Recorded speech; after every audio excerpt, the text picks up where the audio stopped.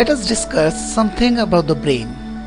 The brain which decide, दिमाग बहुत सारे लोग उसको कहते हैं या मस्तिष्क कहते हैं, 1.5 किलो मास का, बुद्धिमान में भी उतना ही, बुद्धिजीवी में भी उतना ही, पर पूरी पर्सनैलिटी को यही कंट्रोल करता है।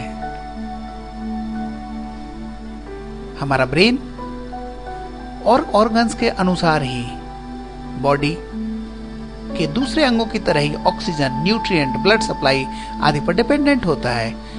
और हृदय से जो ब्लड सप्लाई होती है उसका 1/5 यानी कि 1 लीटर का ब्लड ब्रेन को चाहिए। 1/5 यानी 20% ग्लूकोज इसको चाहिए, जबकि ब्रेन पूरे शरीर का केवल 2% है। Life sustaining products are delivered in our blood through the circulatory system. इसलिए ब्रेन का ग्लूकोज, ब्रेन का ऑक्सीजन और ब्रेन के न्यूट्रिएंट भी ब्लड स्ट्रीम से ब्रेन को पहुंचते हैं। अगर उनमें से एक भी नस रप्चर हो जाए तो ब्लड की इस एक नस के फटने को हम स्ट्रोक कहते हैं। कभी कभार जो नसें मस्तिष्क को रक्त सप्लाई ले जा रही होती हैं, उम्र के अनुसार या एथेरोस्क्लेरोसिस होने के कारण थक्का जम जाता है या किसी और जगह से थक्का निकलकर ब्रेन को जाने वाली नस में जम जाता है और इसको थ्रोम्बोएम्बोलिज्म कहते हैं।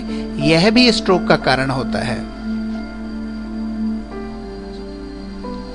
Depending on what areas are affected, दिमाग के कौन से एरिया की ब्लड सप्लाई इफेक्ट हुई है वो इस बात पर निर्भर करेगा कि पैरालिसिस कौन से अंग का होगा या कौन सा बॉडी फंक्शन पैरालाइज होगा या व्यक्ति पूरा बेहोश होगा। इसी बात को हम वीडियो के मार्फत समझते हैं। ये एक पूरे बॉडी का तंत्र है जिसमें हृदय, ब्रेन और ब्रेन से निकलने वाले पूरा तंत्र इसमें दिखाया गया है। सर्कुलेटरी सिस्टम से हृदय से जो ब्लड पंप होता है वो ब्रेन को पहुंच रहा है। ब्रेन चूंकि 2% होता है पूरी बॉडी का, परंतु 20% of the blood supply is required to this brain. इस ब्रेन को जाने वाली नसों में अगर थक्का आ जाए, एथेरोस्क्लेरोसिस के कारण उसके होने वाली ब्लड की सप्लाई इस तरह से कंप्रोमाइज हो जाए, एक थ्रोम्बस आके कहीं पर अटक जाए, तो इस कंडीशन को स्ट्रोक कहते हैं, ब्रेन अटैक कहते हैं।